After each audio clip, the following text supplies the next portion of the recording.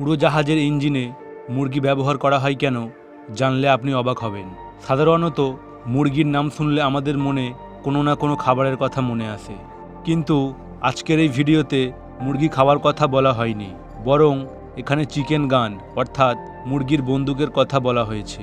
যদিও খুব কম মানুষই এই চিকেন গান সম্পর্কে জেনে থাকেন, তবে পুলিশ বা গুন্ডা এই ধরনের বন্দুক ব্যবহার করে না। তাহলে এখন প্রশ্ন হলো, মুরগির বন্দুক কী এবং কেন এই বন্দুক ব্যবহার করা হয়?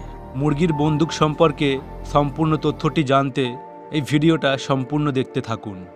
আসলে মুরগির বন্দুক বা চিকেন গান বিমানের ইঞ্জিন পরীক্ষা করার জন্য ব্যবহার করা হয়।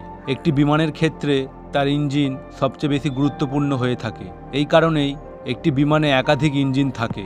একাধিক ইঞ্জিন থাকার কারণ হলো, একটি ইঞ্জিন যদি কাজ করা বন্ধ করে দেয় তাহলে অন্য ইঞ্জিনটি চালু হয়ে যায় এবং দুর্ঘটনা এড়ানো যায়। তবে সবচেয়ে বড় সমস্যা হলো, বিমানটি যখন টেক অফ করে বা আকাশে উড়ে যাওয়ার সময় উভয় ক্ষেত্রে কিছু পাখি বিমানের ইঞ্জিনের দিকে আকৃষ্ট হয় এবং সরাসরি ইঞ্জিনের ফ্যানের সাথে ধাক্কা খায়।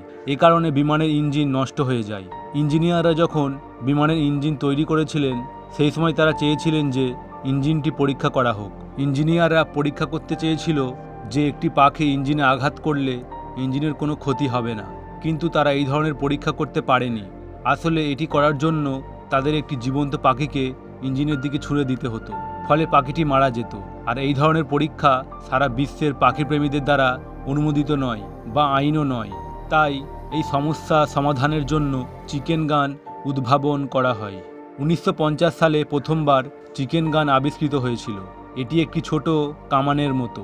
আসলে এই বন্দুকের মধ্যে গুলির পরিবর্তে মৃত মুরগি রেখে গুলি করা হতো। গুলি চালানোর সাথে সাথেই মৃত মুরগিটি জীবন্ত পাখির মতো বিমানের ইঞ্জিনে আঘাত করে। এভাবে ইঞ্জিন পরীক্ষা করা হয় যে কোনো পাখি আঘাত করলে সেই ইঞ্জিনটি ক্ষতিগ্রস্ত হবে কিনা। এই পরীক্ষা করার পরই বিমানে ইঞ্জিন বসানো হয়। এটিই হলো উড়োজাহাজের ইঞ্জিনে মুরগি ব্যবহার করার আসল কারণ। এই রকম আরও ভিডিও দেখার জন্য চ্যানেলটি সাবস্ক্রাইব করে রাখুন। আর একই নামে আমাদের ফেসবুকে একটি পেজ রয়েছে, বং মোটিলেশন। পেজটি ফলো করতে ভুলবেন না।